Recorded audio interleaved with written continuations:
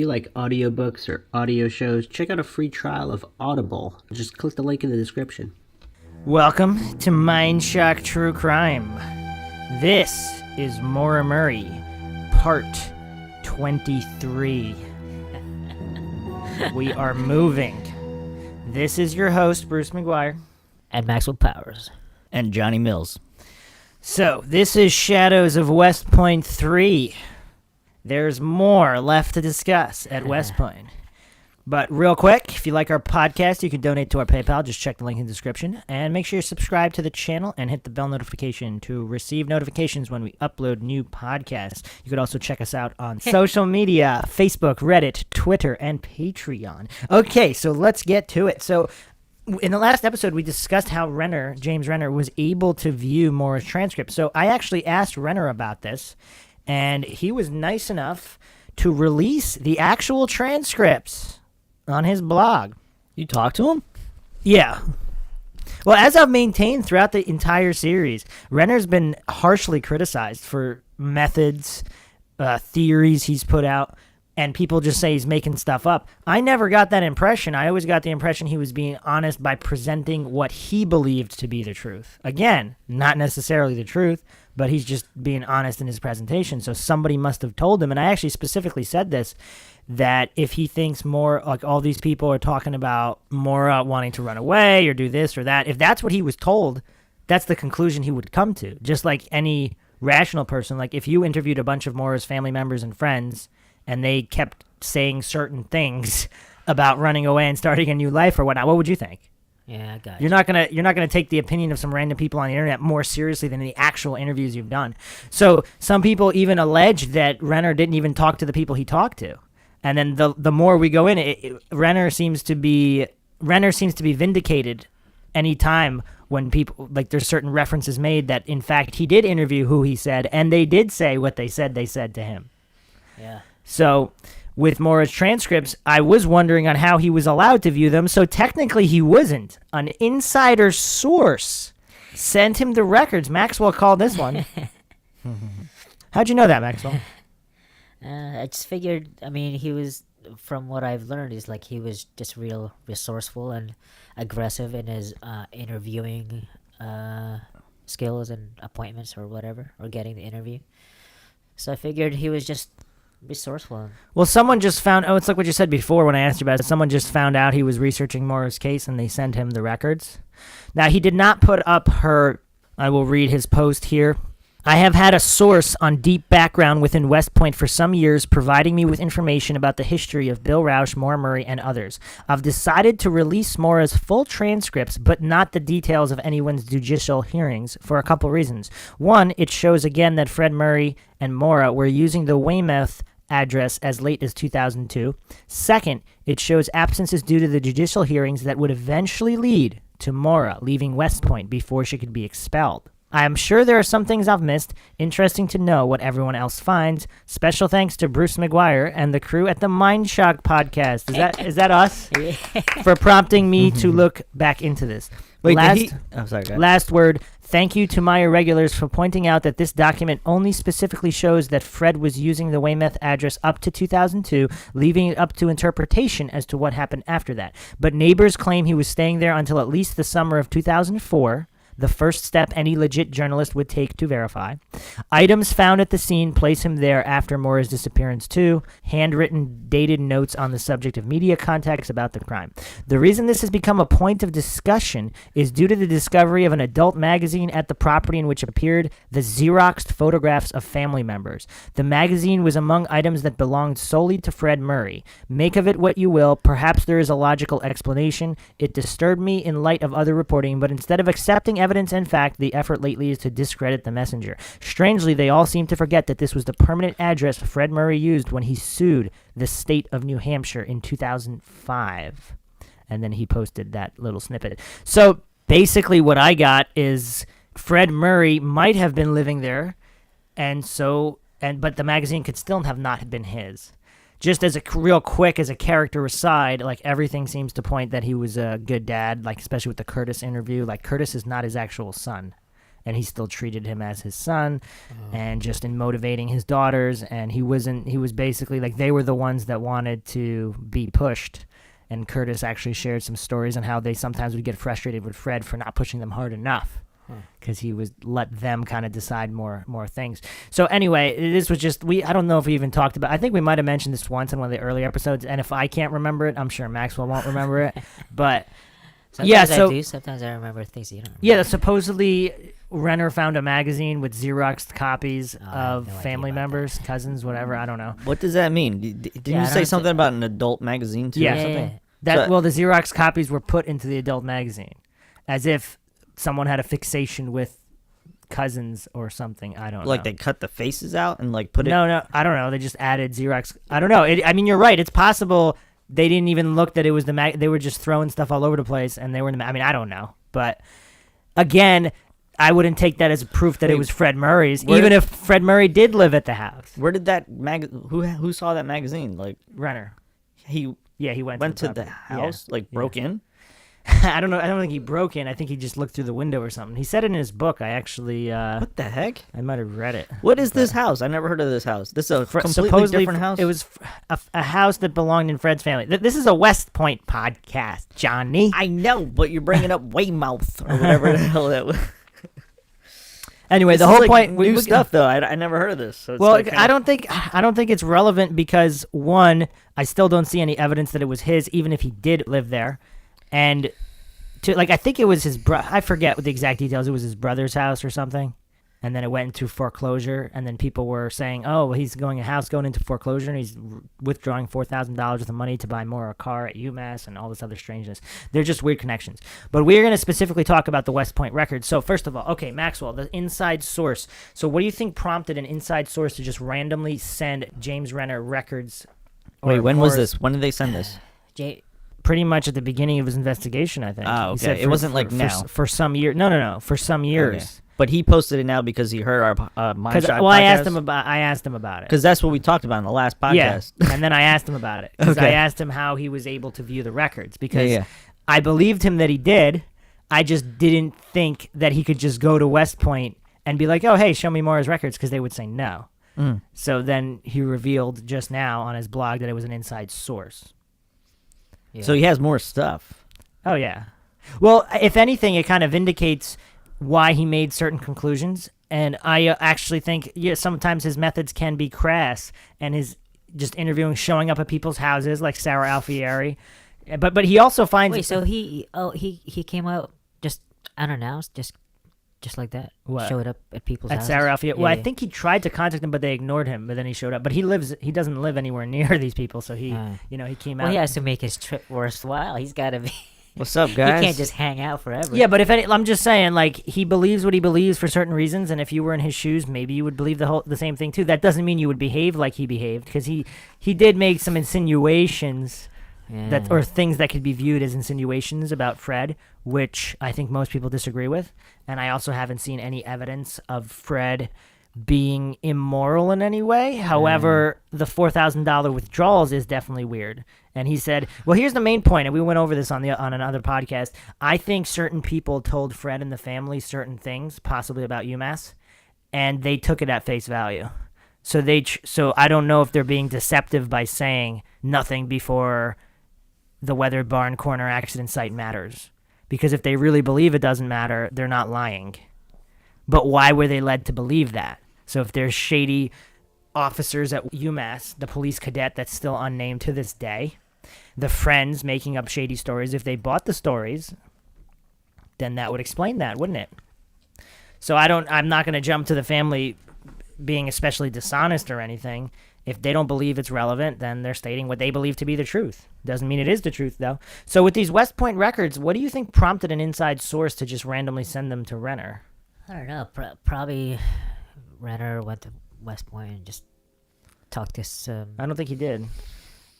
or made some phone calls. Oh, and- that's another question I should have asked him, if he actually physically went there and someone saw him there and then they sent him an email. No, I think they just found out because he reached out by email, remember, to dozens of West Point, offered a and percentage nobody's of talking except her former roommate, who is the single source of the Fort Knox information. So if that information is false, because we still don't know, so now we know. Like, I guess the records could have been falsified and sent to Renner. I guess it's a possibility. They're not that hard to falsify. If you have a real West Point record transcript, you could just copy it, change some things, change some. I mean, it's not outside the realm of possibility. Which would explain why it's Mr. Mrs. Frederick, whatever. Oh, Did they you see switched. it? They Did you see swapped. Yeah. Wait, what's They that? swapped the mother and father, whatever. that? Yeah. The mother's the father's the mother. Or it could be an innocent clerical error. I Or mean, running- nothing in the transcript really suggests that it's faked. So, but probability and statistics F, Yeah. third class military F. Others. Some of those B's, classes C's. are like insane. Those titles for those classes. Yeah. It's like something swimming. I forget what it said. Biomechanics of swimming. Uh, Well, what was she? Oh, she was nursing, right? Or Well, she switched in the nursing program at UMass. Huh. Advanced General Chemistry, A-. And she was in chemistry, biochemistry, similar to Haas at UMass before she switched to the nursing program, so that's an important point as well. Yes, survival swimming advanced, A-. Yeah, that Military sounds insane. movement, what military movement, A. Oh, that's cool. Wait, what was the swimming thing? Advanced survival swimming. That's cool. Yeah, so you gotta, I yeah. gotta take that class. Combat 2, self-defense, wellness. Wait, what combatives. did you get for self-defense? I want to see if she can fight. A-. Yeah. That was Wow. combat And too. it's crazy though because it's like survival swimming, right? Wait, that's not bad. Do you think? Yeah. Do you think that's enough training to ward off an attacker or whatever? Well, again, if you just got into a car accident and you're completely out of it, it doesn't, Yeah. like, all that's irrelevant. I guess, unless she didn't get into a car. I mean, accident. Mike Tyson could get into a car accident and not know where he is Mhm. and be physically But we weak. don't And know if she got into a car. right, accident. you're right. Yes, if she did, I'm saying. I think You she just had- I asked if think it was she- enough I to ward think- off an attacker. Yeah, but I think she had. I like to imagine that. So she anyway, fought. back to my line of thought. Obviously, the records could be faked by anybody who's at West Point or who has a West Point record transcript. So what does it prove? So the record still, Renner said, it doesn't state what it was for, the disciplinary. Yeah. So it might. So the whole theft at Fort Knox could still be made up. We don't know. And as I pointed out in our first Shadows of West Point episode, if someone was jealous of her or whatever, they could have made something up and reported it, and it wasn't even true. So Yeah. all of this snowball effect of she's doing bad things could all be based on lies. Wait, what did those documents show? Like people, like them That's her not showing transcript. up, or oh, okay, Oh, got it. yeah, and then also that she withdrew from classes and attendance. Well, part of But it was wasn't due- it like the- she got like- pulled out of class. Uh, She got pulled out of class, something related to disciplinary. So it could have been all for the same initial. Like, let's say the theft at Fort Knox was real. If she got withdrawn, or if she got withdrawn out of class continuously to address the same issue, or there could have been possibly other disciplinary issues. Once again, doesn't mean they're true. They could have just been allegations. For example, if her roommate was jealous of her for whatever reason, maybe it has something to do with Bill Rausch. We don't know. What do you but think? Any of them show like court hearings that they were, or No, he didn't release the disciplinary records, but they don't state the reason on them anyway. okay. So, and then he did release in what the transcript that he released. It does say that Maura elected not to have her parents notified for anything medical, only academic. So Nothing medical or disciplinary. because medical could mean like I don't know, maybe she ends up in the Like hospital for like alcohol or drugs Or or, pregnancy, something, I or don't know. pregnancy. I Yeah, don't know, yeah. Gotcha. Or disciplinary. So the only thing they're allowed to release to parents are academic records. So she noted that. But anyway, so what do we think? Are the does the records look real? It I looks real. guess. Yeah, I mean, unless somebody Looks copy and surreal. pasted Like I that said, thing wrong. yeah. Or it's a standard clerical error, which of course could do be. happen. Yeah. Unless that nowadays that's probably fine though, right? Oh. If they want to be identified as a Mr. or a Mrs. Yeah. really. Yeah, but this was back then. Yeah. So what do we think of... So, okay, do we think that any kind of possible misconduct or honor code violations could have been just made up by a jealous roommate or jealous ex-girlfriend of Billy Rausch's or whatnot? Yeah, it could be. Anything possible? I mean, it's just lipstick. If that was true. $5. Well, if that was true. I know it's just it's so simple it could be made up. I don't know. What do you think, Maxwell? I don't know. Anything's possible. So okay, I don't see her like I just can't picture somebody stealing a $5 lipstick on a field trip. Yeah, I don't know. Unless she's a compulsive. If people are arguing that Yeah. she's a compulsive thief, kleptomaniac. that she just lifts stuff all the time. But I don't think there's any evidence of that in any other cases. Yeah, because they kind of add that, but it wasn't even the credit card thing. I don't know. So here's the thing about I keep bringing this up. If she took the fall for someone on purpose, or if she got spooked by Amherst PD into confessing to something she didn't do because they convinced her that doing that would be better than denying it, even if she didn't do it, because if she's that scared. Yeah, it's like they were trying to scare her out of the school or something. Because we're all a little bit older than college age, so A little bit. yeah. So it's kind of hard to remember when you're that young. Like, you get spooked easily by people in authority or perceived authority. So she could have, again, been spooked into some kind of CI situation. They could have threatened to tell her parent, whatever. They could have threatened a bunch of different things, or to expel her, whatever. So what do we think of Billy Rausch? So let's talk about the McDonald's again. Maxwell, so you do think it's weird now that the professor of a boyfriend is going to take off work with his wife to go look for a DUI walk away and interview neighbors? Yeah, well, there was some information that I didn't get. I'm sure you explained it before. I just didn't get it. But Maxwell Army. that first week was the consensus was that it was like a drunk DUI walk away. Yeah. DUI walk away for like a couple of weeks. That's well what the for the thing first was. couple of days. And then you said that they were there like the first couple of days, right, or 3 days or something. So like some sources put them there that Wednesday, others that Friday. I believe he said McDonald himself said it was Friday. The weird thing is that he works at a different school. And also, I didn't know that did she ever meet them? The McDonald's, yes, at least once. Okay, Yes, so dinner I at the guess house. just once, all right, Possibly yeah, a couple times, but okay, not. and then- I don't think she was hanging out with them every single day. Yeah. And yeah. Well, here's the thing.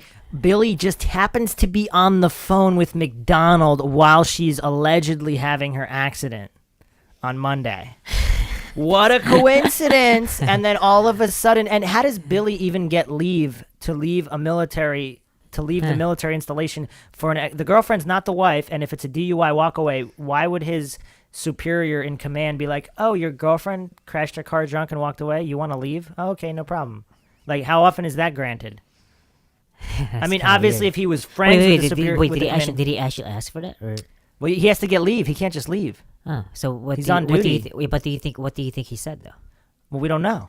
Oh. What could he have said? He said, "My All right, girlfriend's set up that missing." He interview. probably said, "My fiance." We gotta set up that If interview he then. lied, well, you got to interview him. If he lied and said, so I think Sharon Rausch described this as engaged to be engaged. But if he told his commanding officer, "It's my fiance," and she's missing, and if he got really desperate about it, I can see the commanding officer, if he was a nice guy, he could have said okay.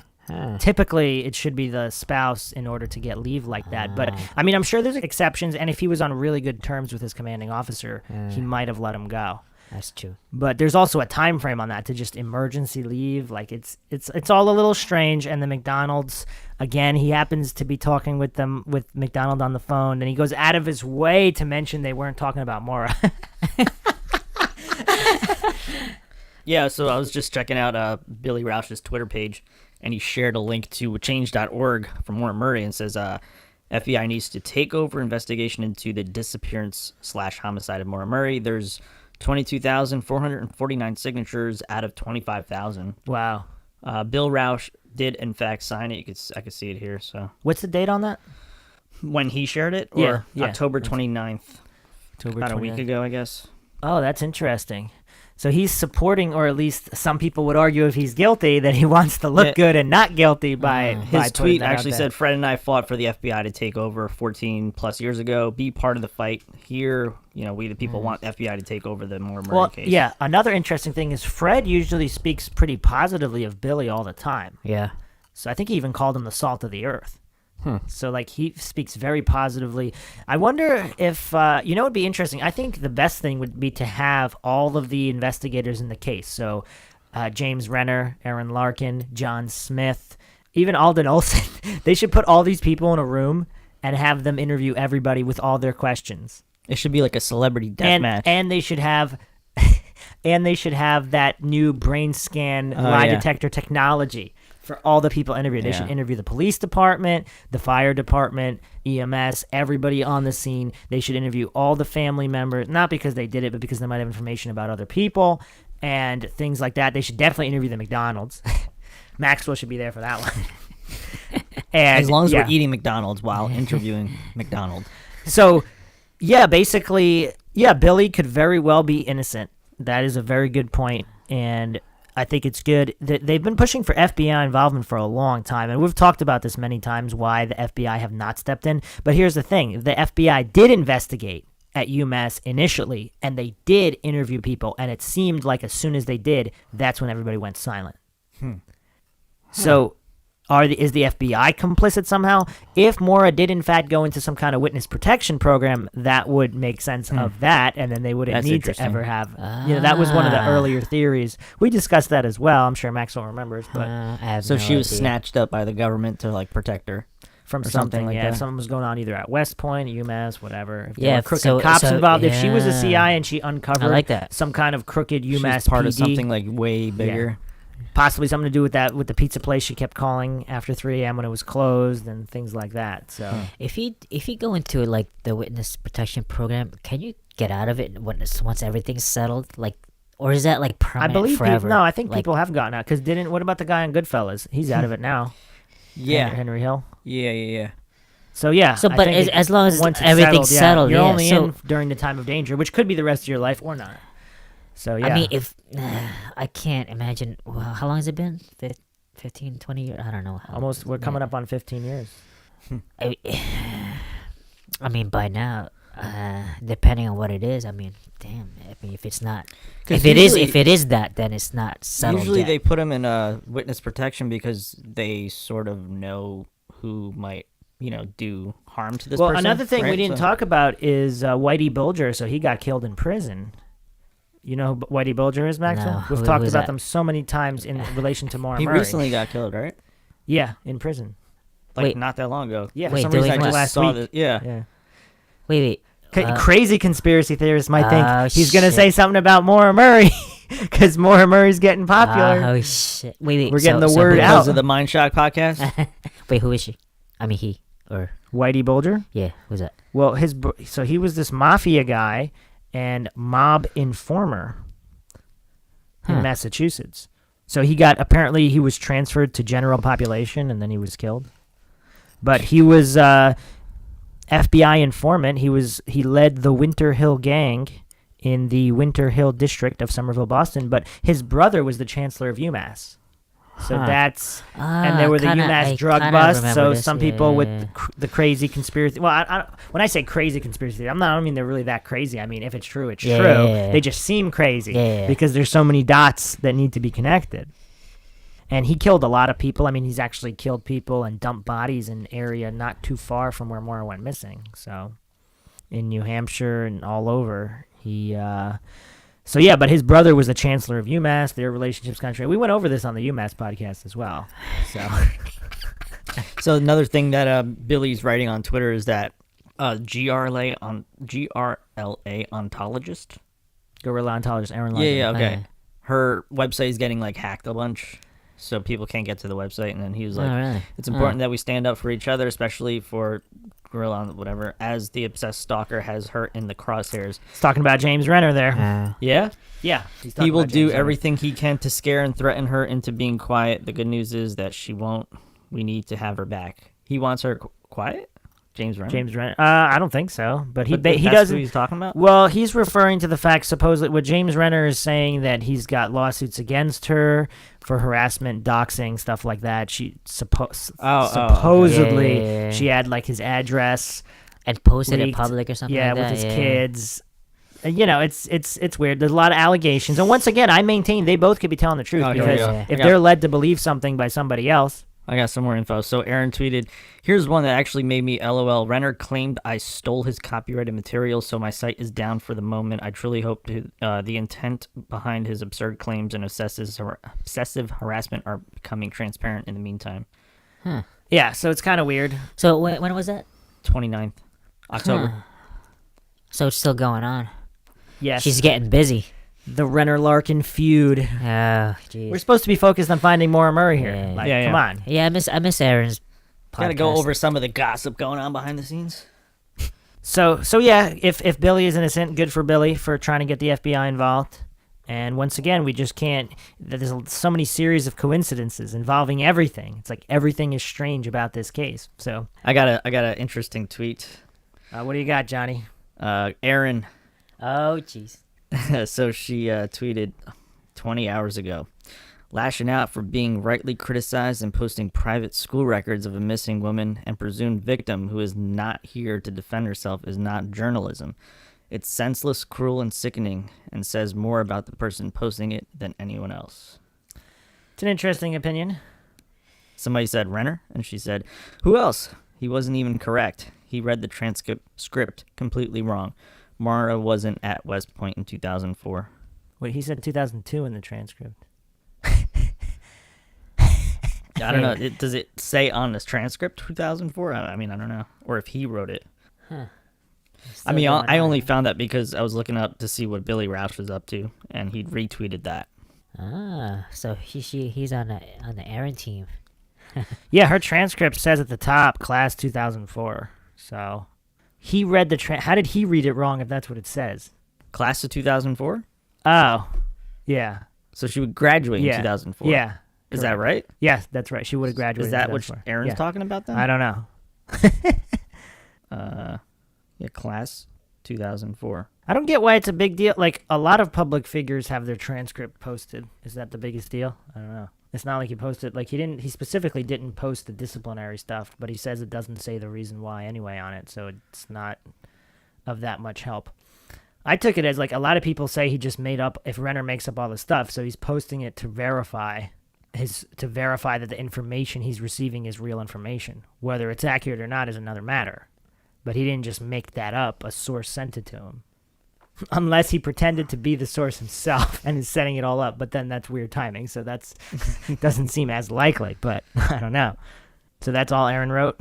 I mean, I guess that's I don't know.